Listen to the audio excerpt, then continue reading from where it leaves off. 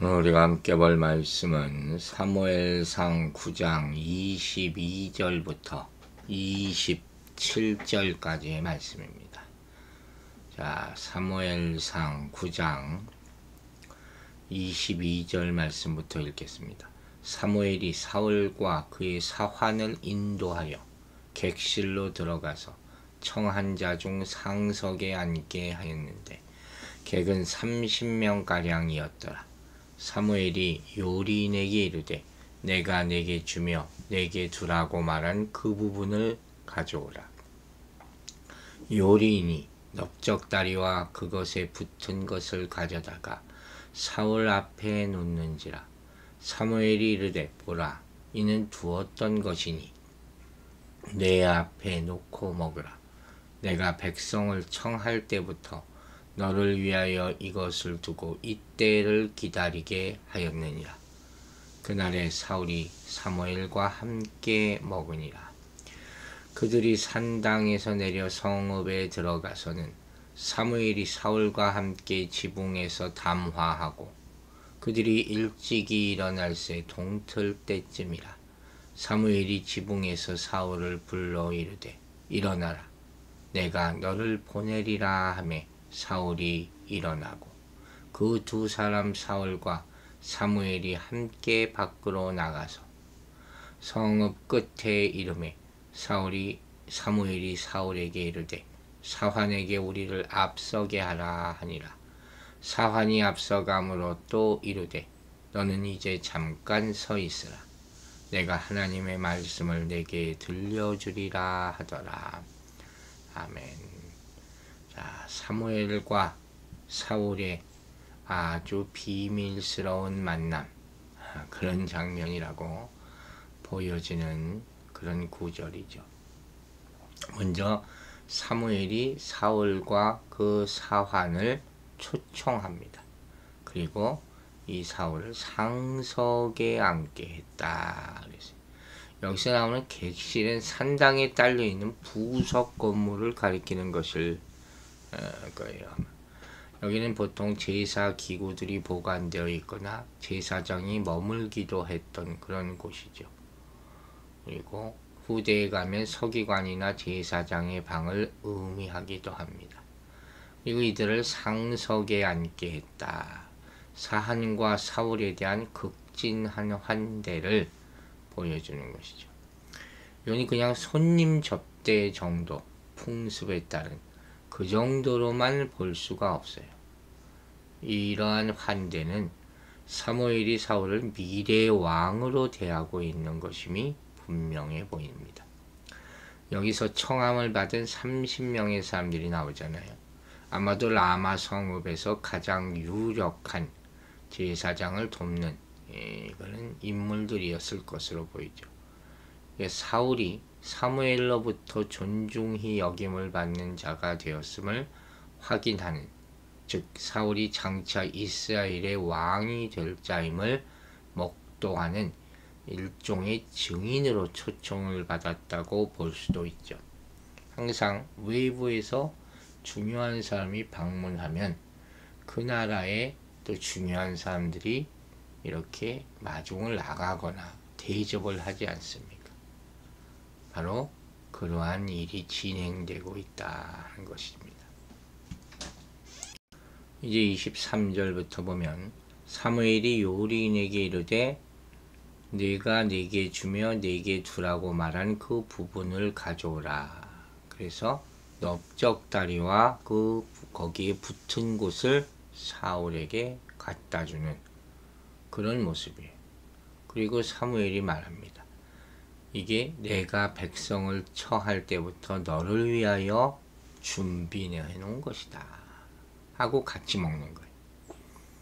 즉 하나님께 제사를 드렸던 제물 중에 화목제겠죠. 사무엘이 특별히 사울을 위해서 구별해 내온 몫이 바로 넓적다리와 그것에 붙은 것이에요. 이게 무슨 의미가 있을까요?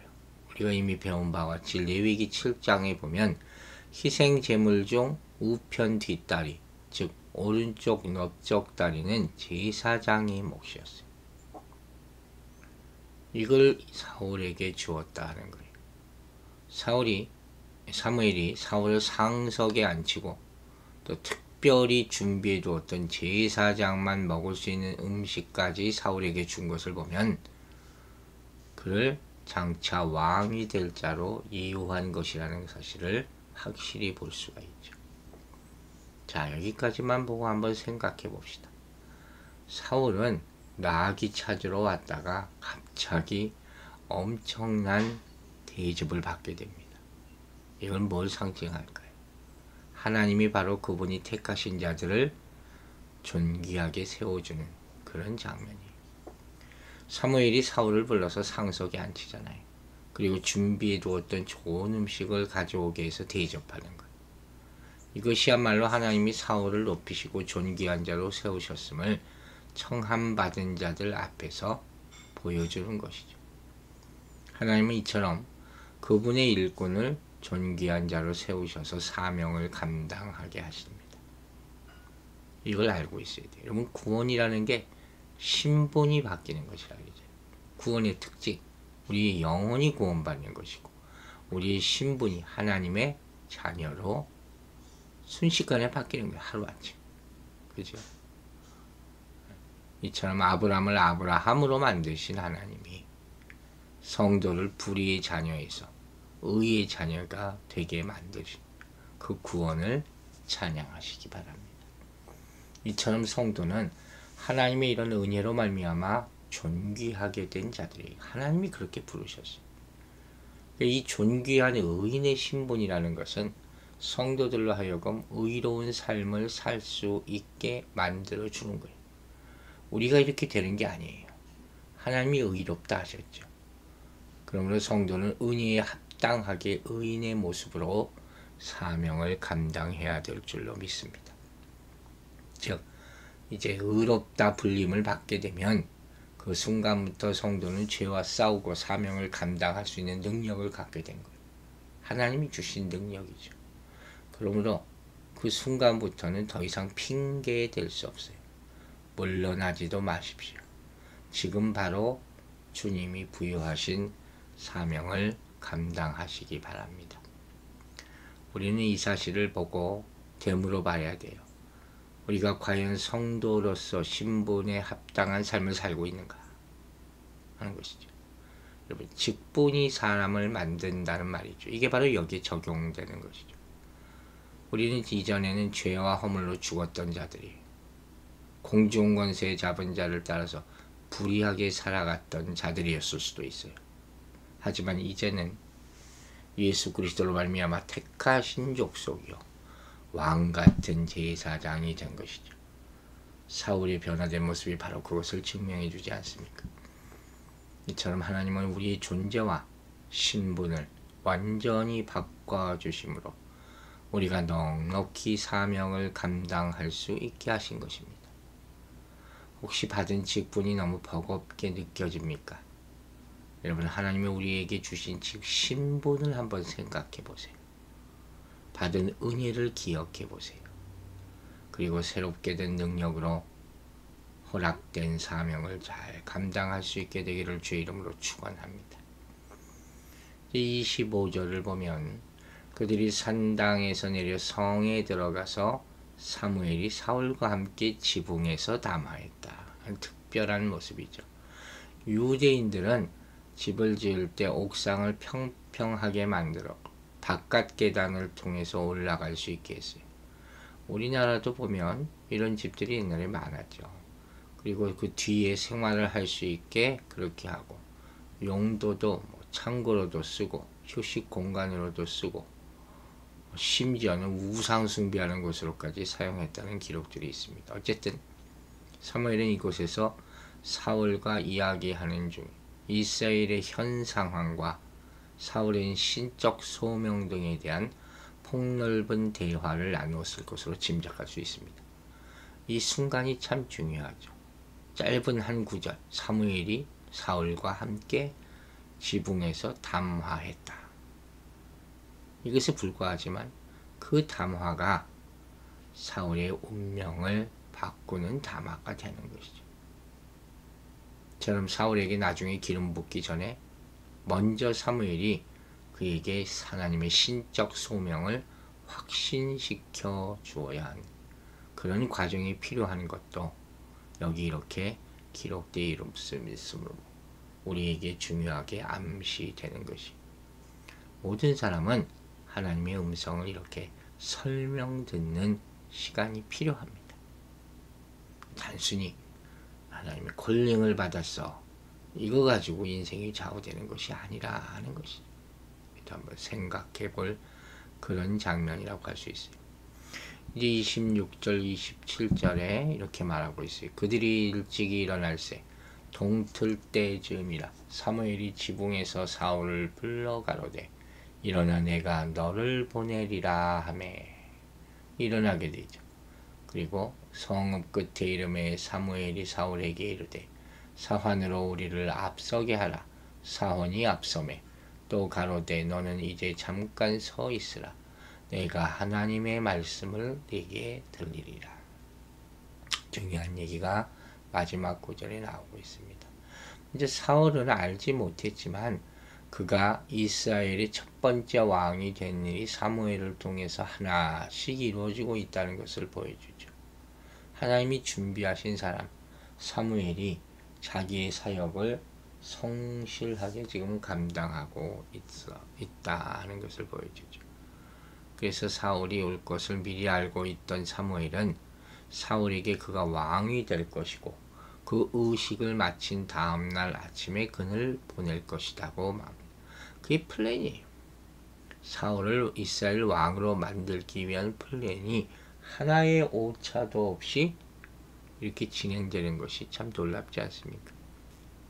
그리고 여기서 중요한 표현이 있죠.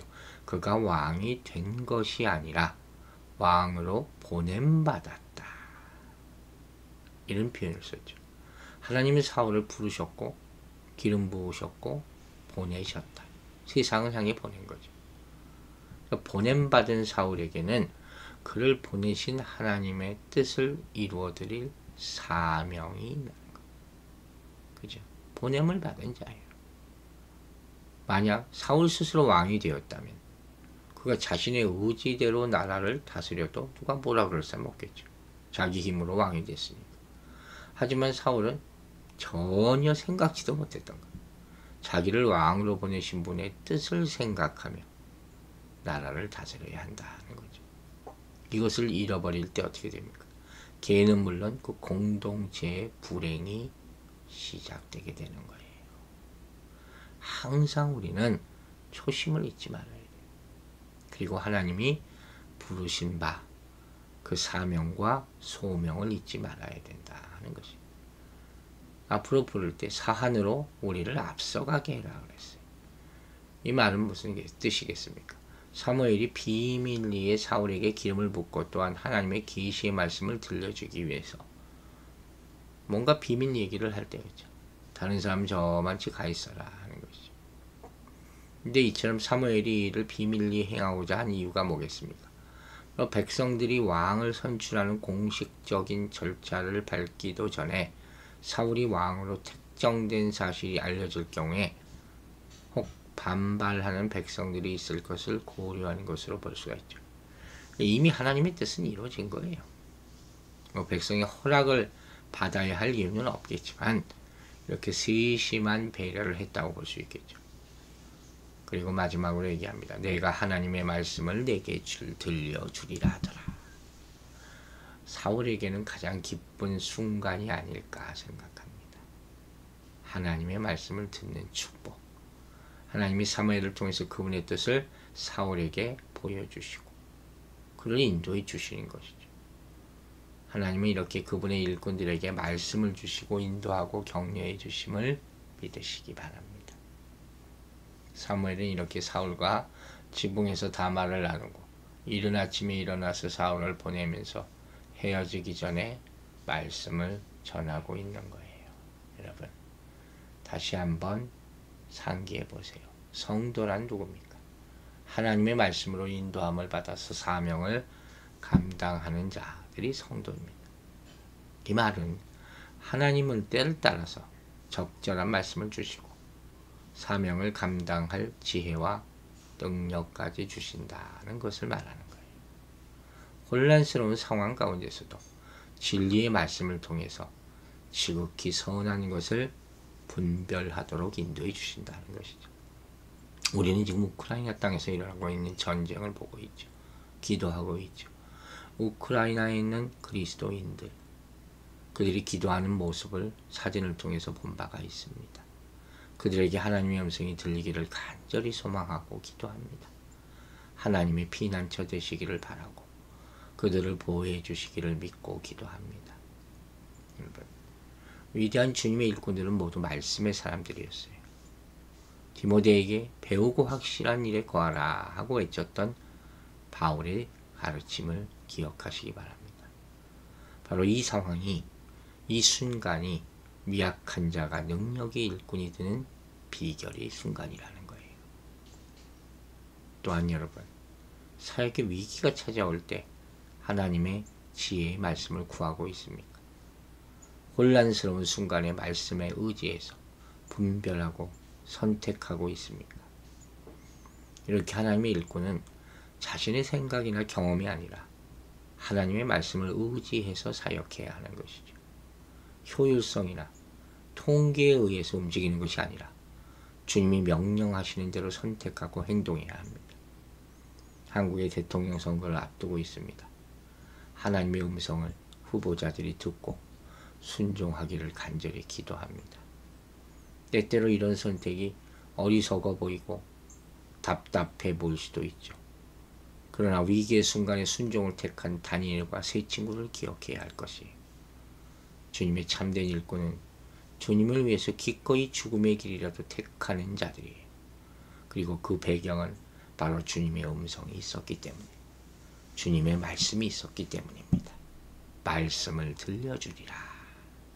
사울이 하나님의 말씀을, 사무엘이 하나님의 말씀을 사울에게 들려주고 있습니다. 오늘 여러분들도 이 모든 말씀을 다 받아 누리고 사명을 감당하게 되기를 주의 이름으로 축원합니다. 아버지 하나님 감사합니다. 말씀을 들려주리라. 오늘 주신 말씀이 우리 인생을 바꾸는 말씀이 되게 하여 주시옵소서. 우리가 하나님의 뜻대로 살고 있다면 더 확신을 주는 말씀을 주시고, 다른 길로 가고 있다면 깨달아서 깨우쳐서 회개하고 주님이 인도하시는 곳으로 가는 말씀이 되게 역사하여 주시옵소서. 사울과 같은 사람이 하나님의 말씀을 듣고 인생이 바뀌었습니다. 우리가 택함 받은 자라면 하나님의 말씀에 우리 생명의 길이 있음을 알고 그것만 쫓아가게 될 줄로 믿습니다. 오늘 아침에 주신 이 영의 말씀을 듣고 우리 심령이 어느 곳을 향하는지 바라보게 하여 주시고, 하나님이 보여주시고 들려주시고 우리에게 원하시는 그 길, 그 사명을 모두 잘 감당할 수 있도록 축복하여 주시옵소서. 우리 성도들 하루 생활하는 가운데 힘들고 어려운 일들 가운데 있을 때 극복하게 하여 주시고, 불평하지 말고 먼저 감사함으로 말미암아 모든 나쁜 조건과 상황들을 극복하고 이겨내고 주의 사명을 잊지 말고 그것을 우선적으로 감당할 수 있는 주의 사람들 되게 하여 주시옵소서. 말씀을 들려주리라. 주께서 들려주신 말씀대로 살게 될 줄로 믿습니다. 감사드리며 예수 그리스도의 이름으로 기도했습니다.